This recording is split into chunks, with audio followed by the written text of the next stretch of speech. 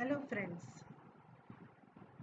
now we are starting with the last semester, that is third term, and we have already started with CNS. You have given the introduction of CNS. So in this session, we'll be discussing about Parkinsonism. Objectives of this session would be to make you aware about the pathophysiology of Parkinsonism and the role of neurotransmitters involved, to discuss the salient aspects of drugs useful in this disease, to outline the treatment strategies for Parkinsonism. So these are the broad objectives. Now let us have brief introduction about the disease. As it was described first by James Parkinson in 1817, the disease was named after him as Parkinson's disease or Parkinsonism. This is an extrapyramidal motor disorder characterized by tremor, rigidity, and hypokinesia or bradykinesia. The patient will not complain about tremor or rigidity, but patient will complain that my handwritings are changed. Handwritings have changed. That is known as micrographia. Or I cannot feel the taste of my food. That is loss of taste sensation. These are the initial symptoms. At the later stage, the patient may get secondary manifestations like defective posture and gait, mask-like face, synuria, that is dribbling out of saliva from the angle of mouth, and dementia. These are secondary manifestation. Mostly at about this period, the patient will be diagnosed with Parkinsonism and he should have been started with proper medicament. If patient is left untreated, unfortunately, patient becomes more rigid, unable to move, unable to breathe properly.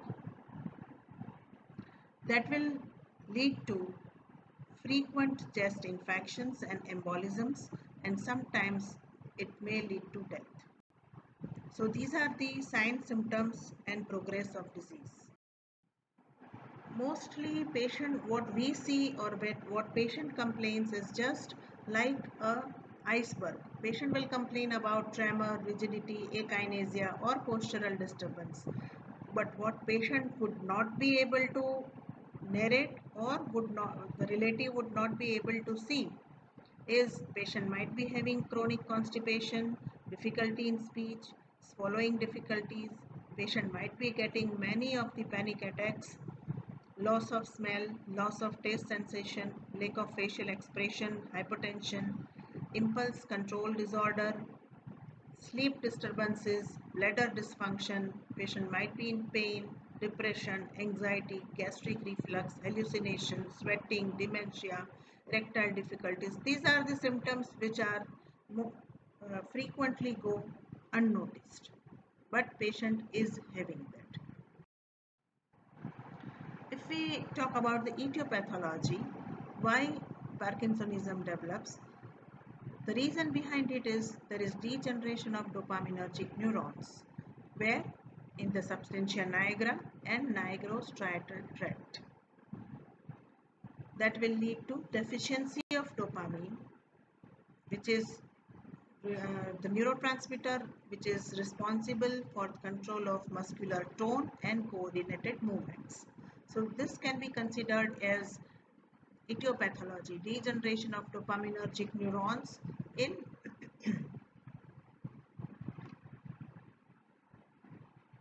substantia nigra. This is the area where there is degeneration of dopaminergic neurons.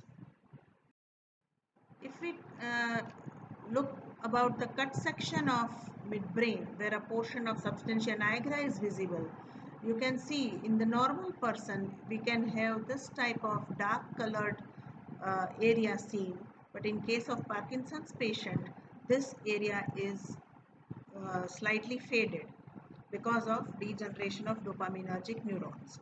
You can see the dark colored very well demarcated area in the normal person. The pathophysiology behind it is, we know that dopamine and acetylcholine, these are the neurotransmitter which control our motor coordinated movements.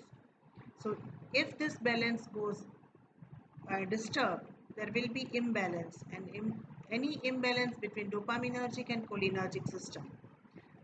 Because of the degeneration of dopaminergic neuron, dopamine level goes down, and compensatory there will be rise in acetylcholine level. This is the main culprit behind it. So our aims of therapy and drugs useful for this disease would be, first of all, let us talk about aims of therapy. What should be our aim of treatment? Relief from rigidity, tremor, bradykinesia, correction of mood changes and control of psychotic symptoms, treatment of other symptoms if there are associated, and treatment of cause when possible. In case of iatrogenic Parkinsonism, if it is drug-induced Parkinsonism, we have to treat the cause.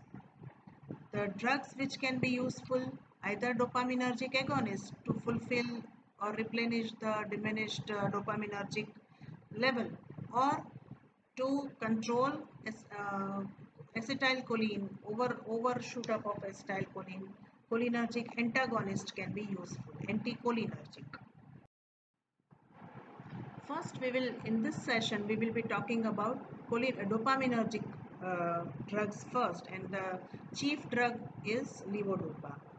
This is the classification of drugs which can be useful for Parkinsonian patient and which belong to dopaminergic system.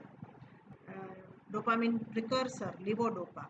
Levodopa, you will be thinking why dopamine itself cannot be given, but mind well, dopamine cannot cross blood-brain barrier, so we have to give levodopa, that is the prodrug, precursor of dopamine, which gets converted into dopamine after being metabolized.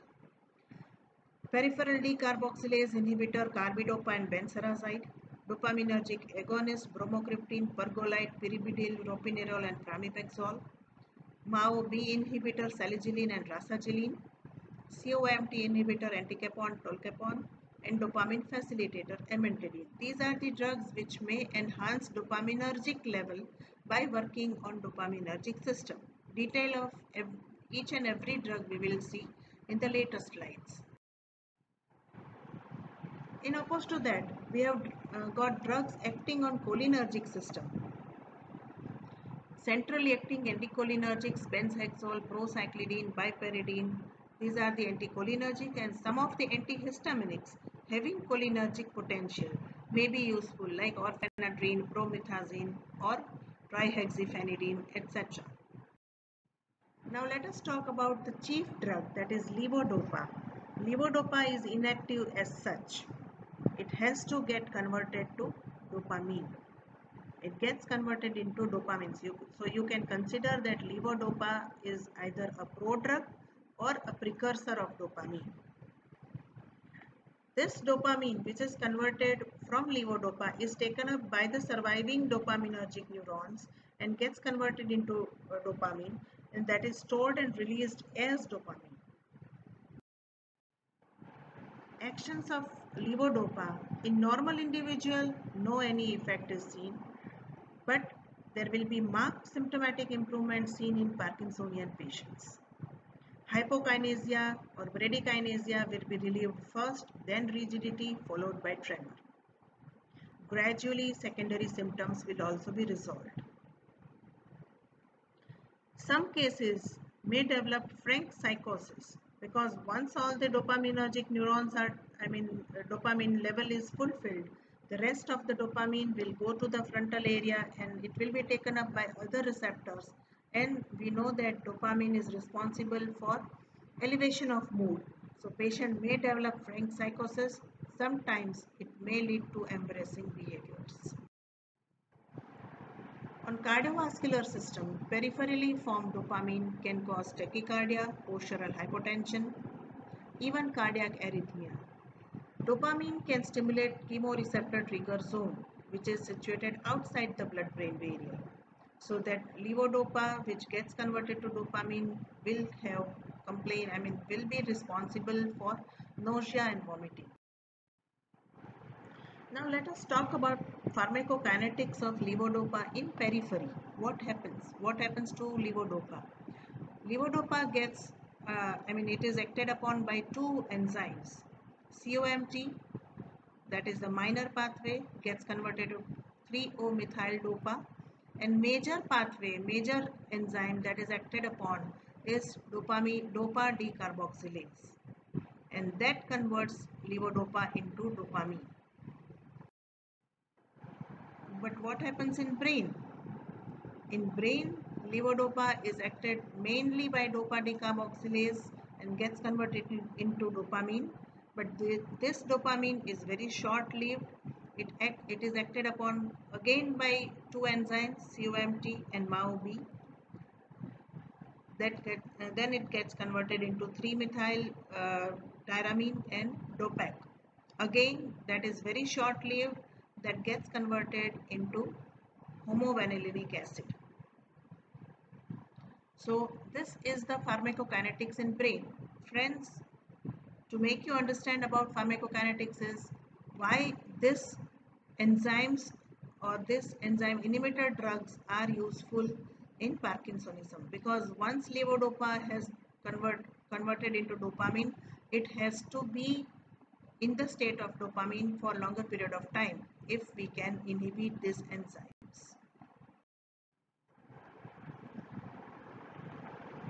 Adverse effects of levodopa are quite many.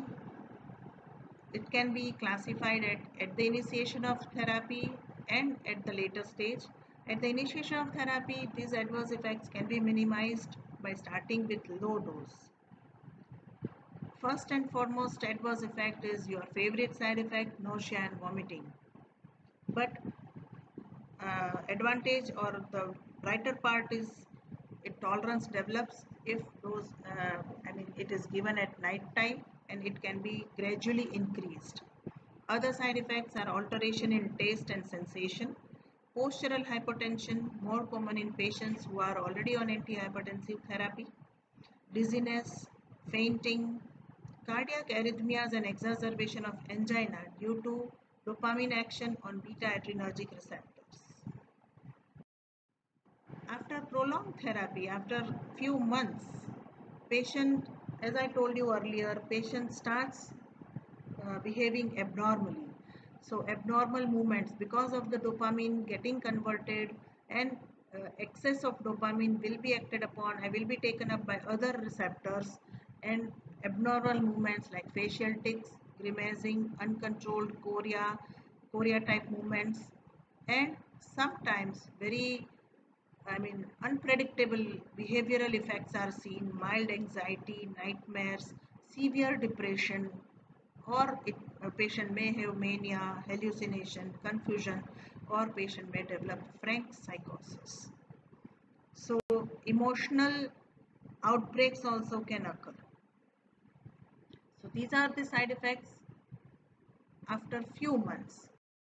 Very late side effects, say after 2 to 5 years of levodopa therapy, patient starts having on-off phenomenon. That means patient is alternatively well and disabled. With the progressive degeneration of dopaminergic neurons, the ability to store and release of dopamine is largely lost. That's why dopamine is synthesized in striatum on moment-to-moment basis. Sometimes that results in patient will be totally cured, and sometimes totally not cured. So that will result in fluctuation in motor performance.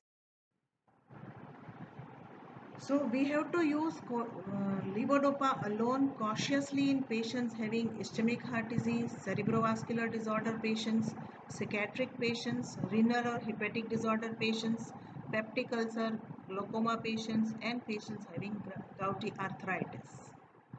Dose of levodopa alone will be 250 milligram twice a day, to be started initially at night time. Gradually you can give after meals. Right? You can gradually increase the dose up to 2 to 3 grams per day. Always remember, only 1 to 2% of orally administered levodopa can cross blood-brain barrier. Deficiency of dopamine is in brain, not in periphery. So what to do? This is end of part 1. What to do will be discussed in part 2. Remember what we have learned. Levodopa is a prodrug, gets converted into dopamine with the help of, in periphery, with the help of two enzymes. Major pathway is with the help of dopa decarboxylase, gets converted into dopamine, and in brain it gets converted into dopamine with help of dopa decarboxylase, but it is very short lived. It is acted upon by MAOB and COMT. So, and the levodopa alone side effect is because of levodopa getting converted into dopamine into periphery. Our deficiency lies in brain. So for that we need to give dopa decarboxylase inhibitor drugs which inhibits conversion of dopamine in periphery, but central dopa decarboxylase enzyme will not be acted upon or will not be inhibited by this drug, as this dopa decarboxylase inhibitor will not be able to cross blood-brain barrier. So there dopa decarboxylase enzyme will be uninhibited and it will convert levodopa into dopamine. So levodopa alone is never given. It is always given with dopa decarboxylase inhibitor. This will be discussed in detail in part 2. Thank you.